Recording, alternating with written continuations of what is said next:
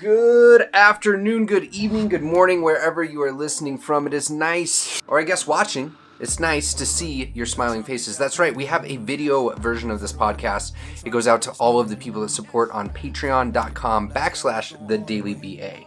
This is an extension of a video YouTube, Facebook channel that I run, essentially, that is meant to be a daily behavior analytic upload of some sort of nature, just to give you a little bit of escapism, some sort of cool resource, cool thoughts, things like that. So with that said, today we're jumping in on mental health with Tina Patterson.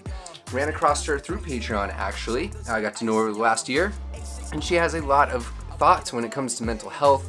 A lot of experience that is in areas completely outside of my own and Dimitri's. So it felt like this really good fit to have a conversation and see where things go. So this is like our first installment of a mental health episode.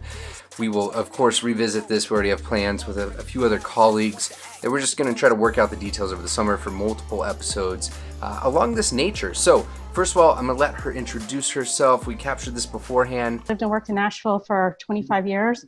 I went back to school and got my graduate degree at Vanderbilt, as I said, with Craig Kennedy. Sure. I worked in research for a while and then discovered that, and I published in experimental analysis for a long time. So that was really about looking at operant and respondent responses from mice and medication. So it was behavioral pharmacology for a few years. Fascinating. But then I got a grant. And I got to work out in the schools again. And I was a special ed teacher before I went back to grad school.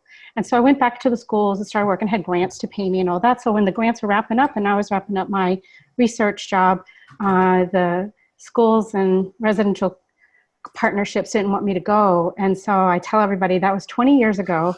And I became accidentally self-employed. And I've been looking for a job ever since. So... Tune in on almost any podcast app out there, and I will see you tomorrow with another regular scheduled video. That's your Daily B.